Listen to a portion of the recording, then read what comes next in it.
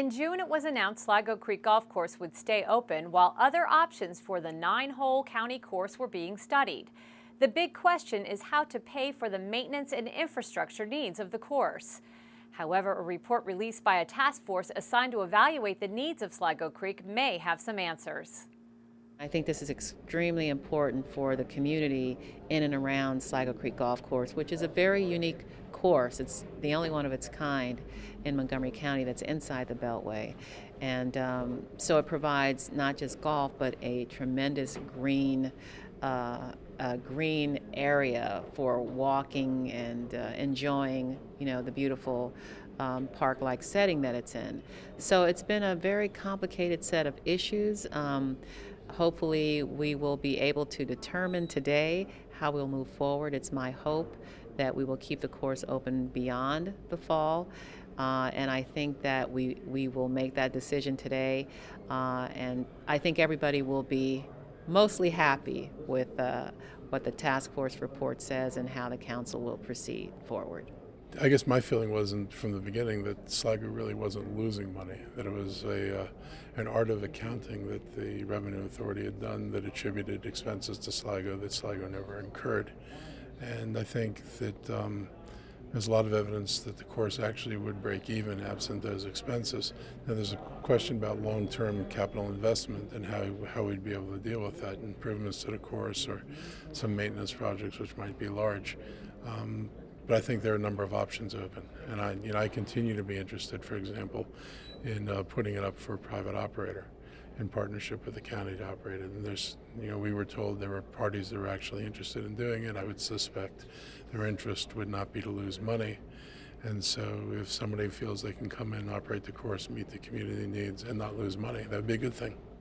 In other news, the county's Home Energy Loan or HELP program received an updated vote of approval. The initiative allows residents to pay gradually for green-friendly home improvements financed by governments on their property tax bills. The county plans on rolling out the program in the coming months, but there are concerns. It's a terrific program that should help our homeowners get loans from the county to make energy efficiency improvements and solar energy improvements to their house so that they lower their utility bills, decrease their carbon emissions, put unemployed construction workers back to work, do all the things that we want. And so we're very excited about the program, but there is a very dark cloud hanging over the program. And that's not of our making, but there is a federal independent regulatory agency that oversees all the loans that are made in the country, $5.6 trillion worth of loans, and they haven't liked our program or programs like it in California. And they have basically said these programs cannot go forward without risking default on the underlying mortgages of the homeowners. So our county is not going to go forward with this program until we have lifted that cloud over it, because we certainly don't want any homeowner to risk default by virtue of this good public policy that we're making here. So in essence, this program is going to be ready to roll ahead. When do we have any idea when any kind of decision might be made from this agency or from this commission? Right. The agency is making it pretty clear they're not going to bend on this issue because their mission is entirely to protect mortgages. And under this program, the loans that the county gives you is a priority over the mortgage. And so this institution says they don't like that. So our conversation right now in real time is with Congress, trying to convince Congress that while this agency has a narrow mission, if you look at more broadly, you will conclude that this is in fact in the public interest. So we're hoping Congress will step into the breach, and we don't know when that will happen or if it will happen.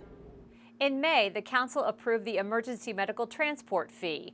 However, a petition circulating would refer this law to a referendum vote. Another potential ballot question regarding term limits is also on the move. Council members voted on language to include those petitions on the ballot if enough signatures are collected. Our job is to make sure that the language that voters are voting on is clear. And sometimes language that's employed by advocates may not provide as accurate and complete a statement as we think is appropriate. So we always take this up whenever there's a charter amendment. Well, that does it for this edition of the Council in Brief. The Council begins its summer recess August 2nd and will be back to regular business after the September 14th primary election. The next regular Council session is set for September 21st. For more information on any of the stories we brought you today, visit the Council's website at montgomerycountymd.gov/council. For County Cable Montgomery, I'm Susan Kenedy. Thanks for joining us.